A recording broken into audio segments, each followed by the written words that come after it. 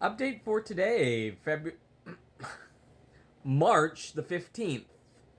And this morning I was the opening cashier again. Our beloved head cashier is dealing with the loss of a brother, and so fill it in for her again today. Um, Unfortunately, today, at least this morning, ended up being essentially call outs galore. In addition to, again, our head cashier dealing with that family situation, we had somebody else who was ill and somebody else who had some kind of other thing going on, just in our little checkout department alone.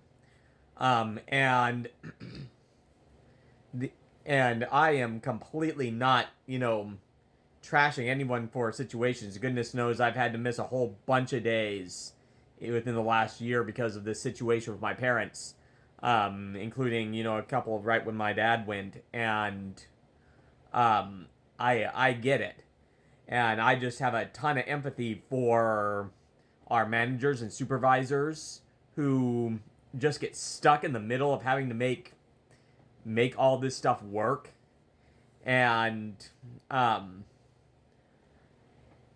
yeah, it's beyond a level of patience that I personally possess. I think in a lot of respects, and yeah, another reason why I definitely do not want to be in management, and because just it's just always something, and no matter what you how good you are, then it's always the next thing falling. And as being one of those, even being one of those things that falls, I still just feel bad, um, because yeah, it's not specific managers' pro- problem or fault why the system is the way that it is, and so yeah, it just sucks. Um, so and today I ended up spending most of the day actually on the register. Shocking. Ended up having a cashier shift and spend most of it on the register. Who would have thought that? Was a Sunday, and Sundays do tend to be quite busy. And yeah, then just a bunch of I'm going to rattle off some just kind of boring adult stuff. Missed the gym again today. That little kind of pinch thing that I have up here, it's getting better. Quite possibly might go to the gym and do some light stuff tomorrow. Um, but today just decided to give it another day of rest where I don't accidentally just re-trigger whatever that is. But it is getting quite a bit better. Um, got gas for one of my vehicles today. Yay, another $70. Because you know the state giveth, the state taketh away. A couple of days ago, I was talking about the fact that working in education here in the state of Washington, it's a pretty good place to do that. Here in the state of Washington, horrible place to drive. I think we have like the highest gas tax in the nation. Gas price I paid today was like $4.30 something. I don't know where it is where you are, but I bet you probably don't envy us, whatever your gas price happens to be. And well, our state, we voted for this, but it's definitely not beneficial in some respects, and makes me very happy that my work is like a mile from my house, and one of the schools I go to is like a mile in the other direction. So yeah, so that's the thing. I'm gonna put up a picture of this. It seems like every vehicle I get involved with, including two of my three current ones, um, ends up getting some kind of issue with water getting into places where it shouldn't. Here's just an example of this. Like, how does it get in there? I'm sure it's some ceiling or that piece that fails or something. But yeah, this is like the fourth vehicle that I've been involved with that has some kind of issue like this, and here's where this one is. And You see, around here, we'll occasionally get days where it will rain, like, hard for a significant amount of time. And, you know, little mistings, this doesn't happen, but yeah. And here we go again. And, unfortunately, the way that this particular year is going, this is not the year that I'm going to be, digging into, big expensive projects for, things like that.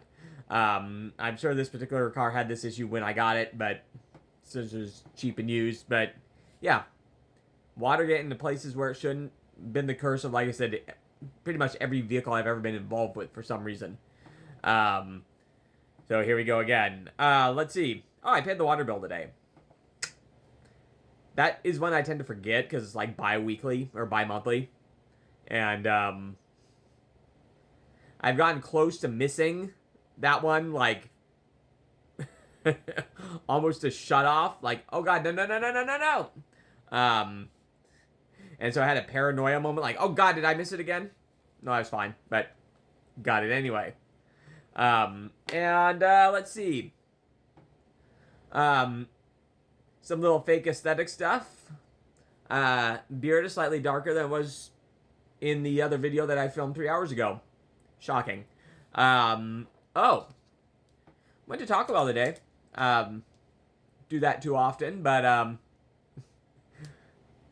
cheap, quick, worth it. Anyway, and fire sauce. Alright, one of the things in the 3 hours since I posted the previous update, did some laundry. Well, strike that.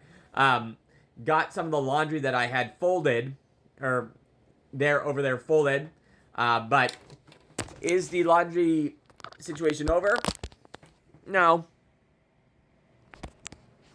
You can still see it, but it's over-ish, getting there, and, in some other video, I'll talk about what looks like Christmas decorations back there, and, there is some kind of sentimental family situation involving that I'll explain later. And let's see. Oh, yes.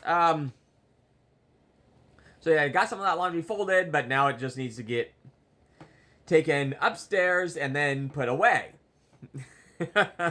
But we made progress. We made significant progress today. Oh, God, that's embarrassingly bad. All right. So, and then yesterday, I ended the update with, again, a cruise memory and thought I would do that again today. And that's going to be with this picture here that was on my desk here. And this is a picture, and I'll put a flipped copy here on the screen, of the very first cruise that my parents went on. Notice that date, August 7th, 2005. So just over 20 years ago when this happened. I mentioned one yesterday. And you'll see this picture. If you look at Mom's face in this picture, funny thing about this trip is that she kind of had a Poseidon Adventure Titanic thing in her mind about what could possibly happen on one of these ships when we got onto this first one. And, you know, so she was starting to have a kind of not a full panic attack, but was getting nervous about the idea of going on one of these. And because, you know, unsafe. And where the venue in which she was telling us about all this just happened to be 7 miles above the earth, going 500 miles an hour in an aluminum tube as we were flying down there. Because, you know, nothing potentially dangerous about that at all. But, so on the very first night of this cruise, very, very first night, they have these little tiny safes, you know, like for wallets and things while you're going ashore. Well, we hadn't activated it, but it was just rocking enough that this safe was banging every minute or so. Mom eventually jumps up at like 2 o'clock in the morning, gets fed up with this, and starts digging around for her life jacket. And that was how our time vacationing at sea began. Thanks for joining me all the way to the end. See you in the next one, and ciao for now.